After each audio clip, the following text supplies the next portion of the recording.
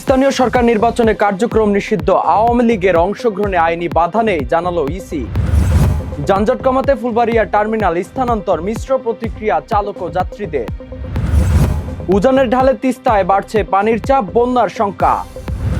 Iran যুক্তরাষ্ট্র সংঘাতে আহত শতাধিক মার্কিন সেনা, পেন্টাগনের উদ্বেগ।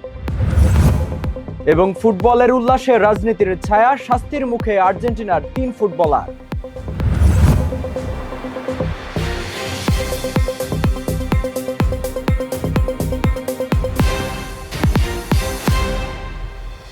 স্বাগত প্রাইম টিভির সংবাদে, আপনাদের সঙ্গে আছি আমি নাজমুল গাজী। দেখছিলেন সংবাদ শিরোনাম, এবারে বিস্তারিত।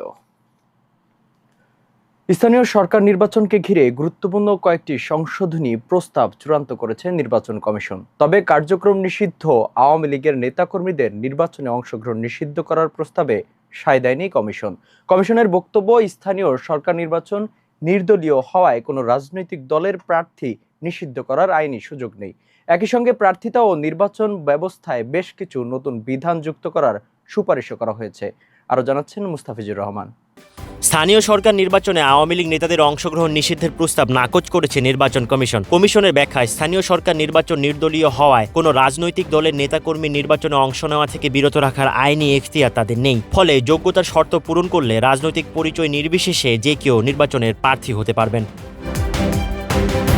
মঙ্গলবার রাজধানীর আগারগাঁওয়ে নির্বাচন ভবনে কমিশন সভায় সিটি কর্পোরেশন, জেলা পরিষদ, উপজেলা পরিষদ, পৌরসভা ও ইউনিয়ন পরিষদ নির্বাচন সংক্রান্ত আইন ও বিধিমালার সংশোধনী প্রস্তাব চূড়ান্ত করা হয়। কমিশনের অনুমোদনের পর এসব প্রস্তাব সরকারের কাছে পাঠানো হবে। তবে আচরণবিধির সংশোধন নির্বাচন কমিশনের নিজস্ব ক্ষমতার আওতায় হওয়ায় এক্ষেত্রে সরকারের অনুমোদন লাগবে না।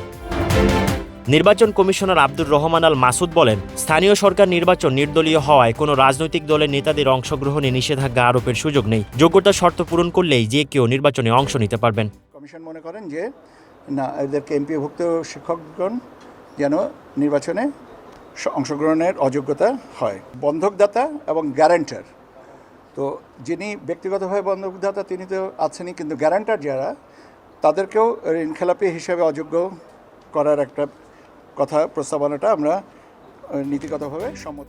এদিকে জাতীয় সংসদ নির্বাচনের মতো স্থানীয় সরকার নির্বাচনেও দ্বৈত নাগরিক এবং আন্তর্জাতিক অপরাধ ট্রাইব্যুনালে অভিযোগপত্রভুক্ত ব্যক্তিদের প্রার্থী হওয়ার সুযোগ না রাখার সুপারিশ করছে কমিশন। এছাড়া ঋণখেলাপির জামিনদার, ঋণখেলাপি প্রতিষ্ঠানের অংশীদার পরিচালক এবং এমপিভুক্ত শিক্ষকদের নির্বাচনে অযোগ্য ঘোষণার প্রস্তাব পাঠানো হচ্ছে।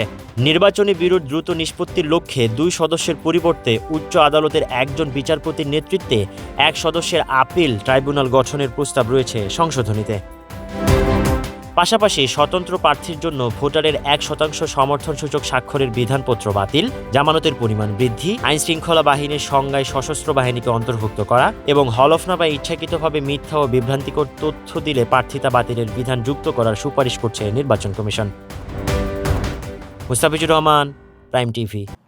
ঢাকার যানজট কমাতে আন্তজেলা বাস টার্মিনাল রাজধানীর বাইরে সরিয়ে নেওয়ার কার্যক্রম শুরু করেছে সরকার। এরই মধ্যে গুলিস্তানের ফুলবাড়িয়া বিআরটিসি বাস টার্মিনাল থেকে দূরপাল্লার বাস চলাচল বন্ধ করা হয়েছে। এতে যেমন সাময়িক ভোগান্তিতে পড়েছেন যাত্রীরা, অন্যদিকে অনিশ্চয়তায় রয়েছেন পরিবহন শ্রমিকরা। বিথি আক্তারের পাঠানো তথ্যচিত্রে বিস্তারিত জানাচ্ছেন রাজিয়া সুলতানা কেয়া। রাজধানীর যানজট নিরসনে আন্তজেলা বাস টার্মিনাল স্থানান্তরের কার্যক্রম শুরু হয়েছে। প্রথম ধাপে গুলিস্তানের ফুলবাড়িয়া বিআরটিসি বাস টার্মিনাল থেকে দূরপাল্লার সব বাস চলাচল বন্ধ করে দেওয়া হয়েছে। সরজমিনে দেখা যায়, এক সময়ের ব্যস্ত টার্মিনালটি এখন প্রায় বাস শূন্য। তবে অনেক যাত্রী বিষয়টি না জেনেই সেখানে এসে পড়েছেন। পরে কাউন্টার থেকে তাদের সায়দাবাদ ও ধোলাইপাড়ে পাঠিয়ে সংশ্লিষ্ট বাসে উঠিয়ে দেওয়া হচ্ছে।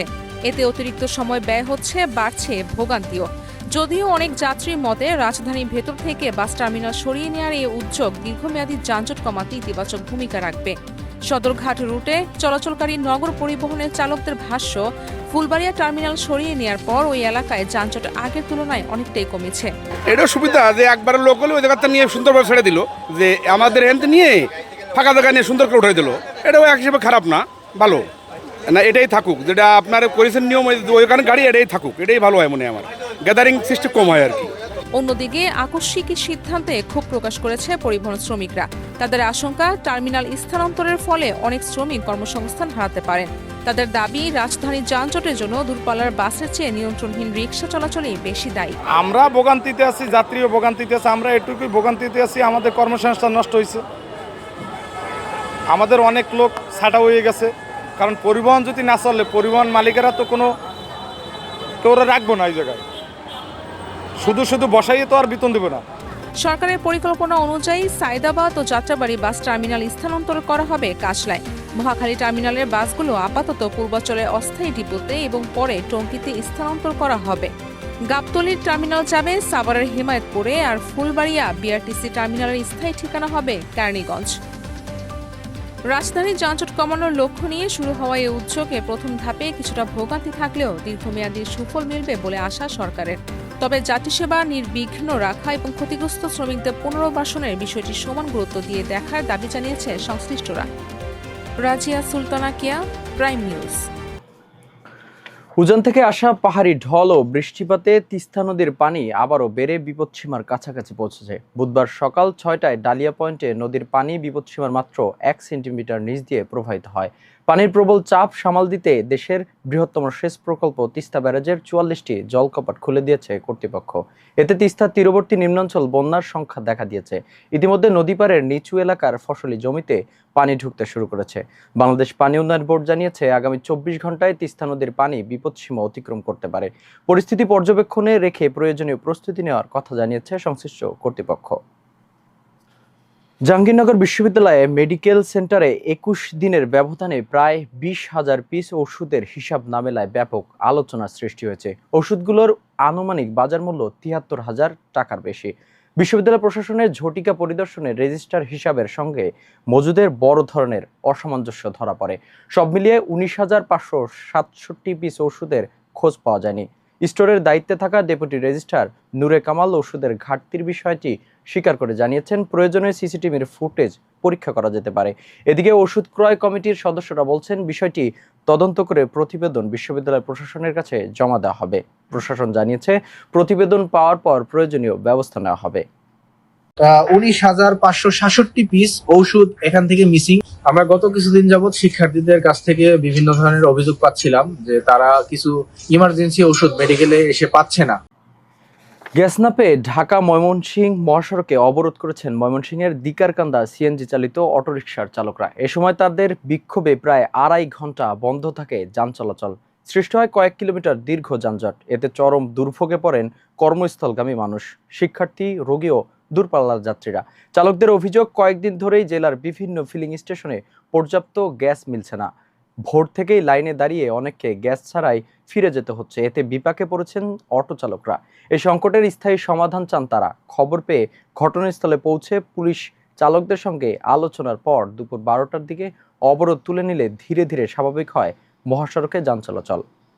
ঝালুকাঠিতে অবৈধভাবে বালু উত্তোলন ও সরবরাহের অভিযোগে 4টি বাল্কহেড জব্দ করেছে ভ্রাম্যমাণ আদালত। একই সঙ্গে 2 মালিককে মোট 2 লাখ টাকা জরিমানা করা হয়েছে।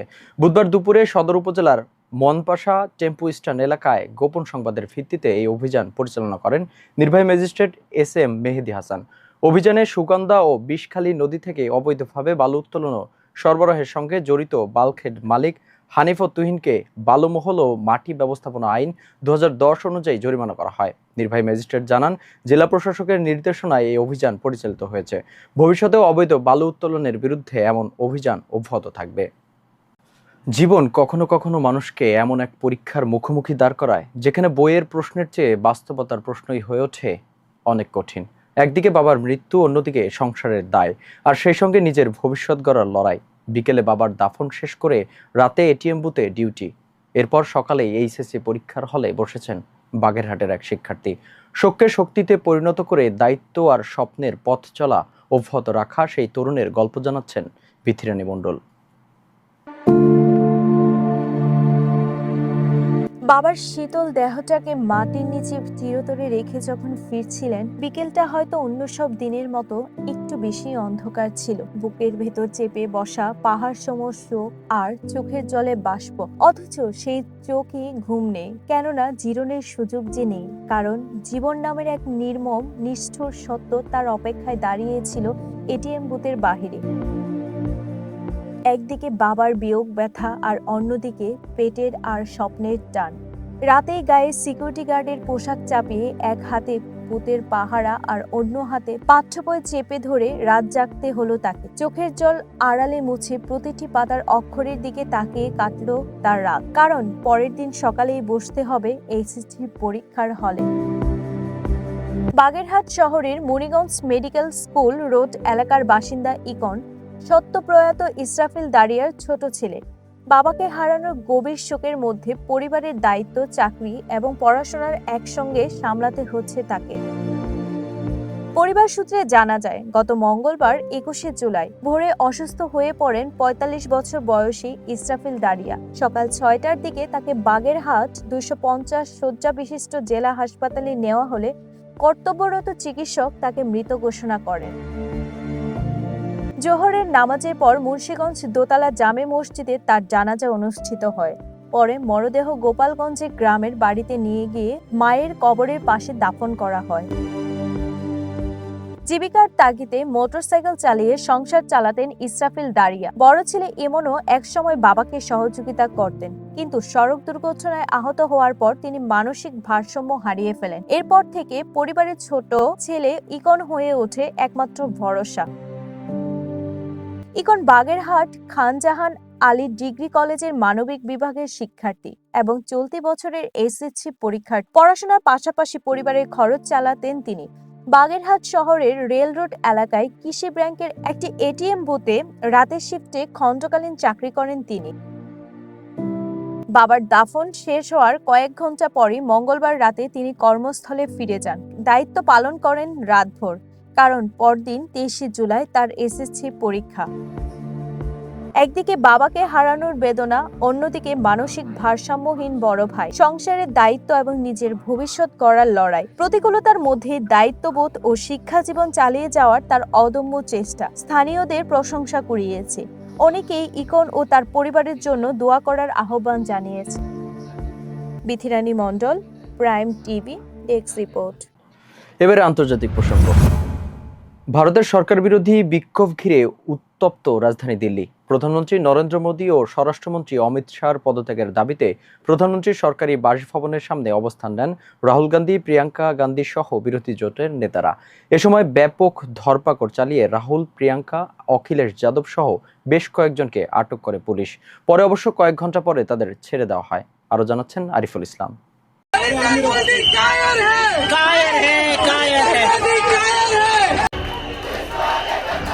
ভারতের রাজধানী দিল্লিতে সরকার বিরোধী আন্দোলন ঘিরে মঙ্গলবার সারাদিন ছিল এক ঘটনাবহুল দিন। শিক্ষার্থীদের আন্দোলনের প্রতি সংহতি জানিয়ে এবং প্রধানমন্ত্রী নরেন্দ্র মোদী, স্বরাষ্ট্রমন্ত্রী অমিত শাহ ও শিক্ষামন্ত্রী ধর্মেন্দ্র প্রধানের পদত্যাগের দাবিতে প্রধানমন্ত্রীর সরকারি বাসভবনের সামনে অবস্থান নেন কংগ্রেস নেতা রাহুল গান্ধী, প্রিয়াঙ্কা গান্ধী সহ বিরোধী জোটের নেতারা। লোককল্যাণ মার্গ এলাকায় প্রধানমন্ত্রীর বাসভবনের সামনে বিক্ষোভকারীদের সরিয়ে দিতে গেলে পুলিশের সঙ্গে ধস্তাধস্তির ঘটনা ঘটে। এক পর্যায়ে রাহুল গান্ধী, প্রিয়াঙ্কা গান্ধী, সমাজবাদী পার্টি নেতা অখিলেশ যাদব সহ বেশ কয়েকজনকে আটক করা হয়। কয়েকজনকে নেওয়া হয় মন্দির মার্গ পুলিশ স্টেশনে এবং রাহুল সহ অন্যদের ছত্রসাল স্টেডিয়ামে। আটকের কয়েক ঘন্টা পর অবশ্য রাহুল, প্রিয়াঙ্কা সহ বাকি নেতাদের মুক্তি দেয় পুলিশ।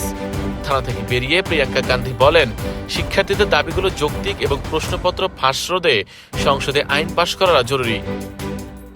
একই সঙ্গে তিনি শিক্ষার্থীদের আন্দোলন নিয়ে সংসদে আলোচনা করারও আহ্বান জানান। কংগ্রেসের অভিযোগ, শিক্ষার্থীদের আন্দোলনের উপর হামলার প্রতিবাদে শান্তিপূর্ণ কর্মসূচিতে সরকার বাধা দিয়েছে। দলটির দাবি, ন্যায়বিচার নিশ্চিত না হওয়া পর্যন্ত আন্দোলন চলবে। অন্যদিকে কেন্দ্রীয় মন্ত্রী জিতেন্দ্র সিং কংগ্রেসের এই কর্মসূচিকে অগণতান্ত্রিক বলে মন্তব্য করেন।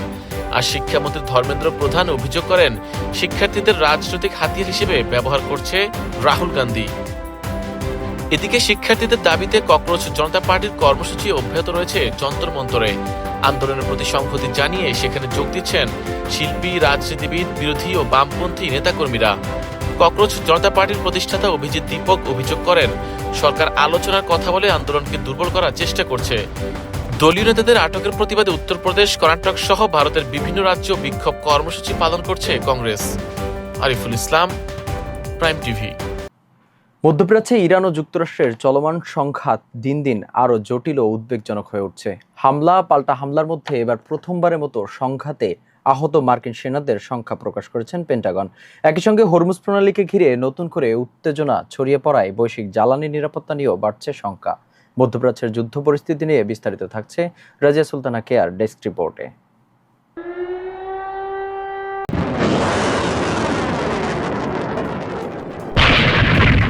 মধ্যপ্রাচ্যে ইরান ও যুক্তরাষ্ট্রে চলমান সংঘাত আরও ভয়াবহ রূপ নিচ্ছে। এবার সংঘাতে প্রায় 100 মার্কিন সেনা আহত হওয়ার তথ্য প্রকাশ করেছে যুক্তরাষ্ট্রের প্রতিরক্ষা দপ্তর পেন্টাগন। পেন্টাগনের মুখপাত্র শন পার্নেল জানান, গত 7 জুলাই থেকে শুরু হওয়া সামরিক অভিযানের পর বিভিন্ন হামলায় এসব সেনা আহত হন। তবে তাদের মধ্যে 96% চিকিৎসা শেষে আবার দায়িত্বে ফিরেছেন বলেও দাবি করেন তিনি। আহতদের বেশিরভাগই মস্তিষ্কে আঘাতজনিত সমস্যায় ভুগেছেন। আন্তর্জাতিক সংবাদ মাধ্যম CNN এর প্রতিবেদনে বলা হয়েছে, যুদ্ধ শুরুর পর এটি যুক্তরাষ্ট্রের সবচেয়ে বড় হতাহতের আনুষ্ঠানিক স্বীকৃতি। বিশ্লেষকদের মতে, দীর্ঘদিন সমালোচনার মুখে থাকার পর এবার হতাহতের প্রকৃত সংখ্যা প্রকাশ করতে বাধ্য হয়েছে পেন্টাগন। এদিকে জর্ডানে ইরানি হামলায় নিহত 2 মার্কিন সেনার পরিচয় প্রকাশ করেছে পেন্টাগন। একই হামলায় নিখোঁজ আরেক সেনা মরদেহ উদ্ধারে অভিযান চলছে। পাশাপাশি উত্তর ইরাকে আরও এক মার্কিন সেনা নিহত হওয়ার তথ্য জানিয়েছে মার্কিন সেন্টকম। অন্যদিকে যুদ্ধক্ষেত্রে হামলা পাল্টা হামলার তীব্রতাও বেড়েই চলেছে। হরমুজ প্রণালীতে ইরানের সামরিক সক্ষমতা দুর্বল করতে ধারাবাহিক বিমান হামলায় 10ম ধাপ সম্পূর্ণ করার দাবি করেছে মার্কিন সেন্টকম। এর জবাবে ইরানের ইসলামিক রেভলিউশনারি গার্ড কর্পস দাবি করেছে, তারা বাহরাইনে থাকা মার্কিন সামরিক স্থাপনা এবং একটি গুরুত্বপূর্ণ ডাটা সেন্টারে হামলা চালিয়েছে। এদিকে ওমান উপকূলে একটি তেলবাহী ট্যাঙ্কার ক্ষেপণাস্ত্রের আঘাতে ক্ষতিগ্রস্ত হয়েছে। হরমুজ প্রণালীতে আরও 2টি জাহাজে আগুন লাগার খবরও পাওয়া গেছে। এতে আন্তর্জাতিক জ্বালানি সরবরাহ এবং বৈশ্বিক বাজারে নতুন করে উদ্বেগ তৈরি হয়েছে। রাজিয়া সুলতানা কেয়া। এবারে খেলার খবর। বিশ্বকাপের শিরোপা নির্ধারণের লড়াই শেষ হলেও বিতর্ক যেন থামছেই না। মাঠের উদযাপন এবার রূপ নিয়েছে আন্তর্জাতিক রাজনৈতিক টানাপোড়েনে। একটি ব্যানার প্রদর্শনকে কেন্দ্র করে ফিফার নিয়ম ভঙ্গের অভিযোগ উঠেছে আর্জেন্টিনার কয়েকজন ফুটবলারের বিরুদ্ধে।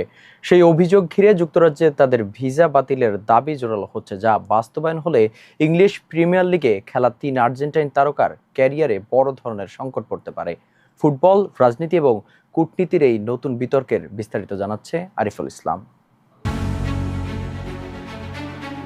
বিশ্বকাপ শেষ, কিন্তু তার দামামা যেন শেষই হচ্ছে না। ফুটবল মাঠে তুমুল লড়াই এবার গড়িয়েছে রাষ্ট্রীয় আর কূটনৈতিক মারপ্যাচে। একদিকে বিশ্বকাপে স্পেনের কাছে হেরে ট্রফি হারানোর শোক, অন্যদিকে ফুটবলারদের মাথায় ঝুলছে মারাত্মক শাস্তির খাড়া।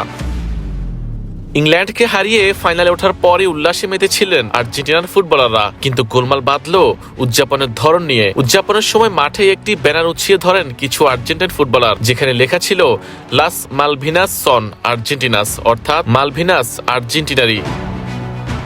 1982 সালের ঐতিহাসিক ফকল্যান্ড যুদ্ধ এবং দ্বীপের মালিকানা নিয়ে এই দুই দেশের পুরনো ক্ষোভ কারও অজানা নয়। বিশ্বমঞ্চে সেই বিতর্ক ফের উস্কে দেওয়ায় চটেছে ব্রিটেন সরকার। খেলার মাঠে রাজনৈতিক ব্যানার প্রদর্শন ফিফার নিয়ম অনুযায়ী সম্পূর্ণ নিষিদ্ধ।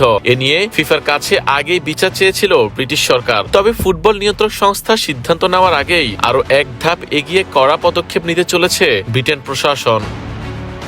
জানা যায়, অ্যান্ডি বারহামের সরকার সংশ্লিষ্ট ফুটবলারদের ইউকে ভিসা বাতিল করে দিতে পারে। আর তেমনটা হলে প্রিমিয়ার লিগে খেলা আর্জেন্টাইন তারকাদের জন্য ইংল্যান্ডের দরজা চিরতরে বন্ধ হয়ে যাবে। বর্তমানে ইংলিশ প্রিমিয়ার লিগে দাপিয়ে বেড়াচ্ছেন আর্জেন্টিনার 3 জনপ্রিয় তারকা ফুটবলার। ম্যানচেস্টার ইউনাইটেডের হয়ে লিসান্দ্রো মার্টিনেজ, ক্রিশ্চিয়ান রোমেরো খেলছেন টটেনহ্যামে এবং আরেক ইংলিশ ক্লাব চেলসির হয়ে মাঠ কাঁপান এনজো ফার্নান্দেজ। ভিসা বাতিল হলে চরম সংকটে পড়বে এই তারকাদের পেশাদার ক্যারিয়ার। ব্যানারে অংশ নেওয়া ফুটবলারদের ইউকে ভিসা বাতিলের জোর দাবি জানিয়েছেন ব্রিটেনের প্রাক্তন প্রধানমন্ত্রী মার্গারেট থ্যাচারের সাবেক সহকারী নেইল গার্ডিনার। এতে ইংলিশ প্রিমিয়ার লিগের দরজা বন্ধ হয়ে যেতে পারে এই 3 আর্জেন্টাইন ফুটবলারের জন্য। Ariful Islam, prime TV. এই ছিল প্রাইম টিভির সংবাদে। এতক্ষণ সঙ্গে থাকার জন্য ধন্যবাদ সবাইকে। আল্লাহ হাফেজ।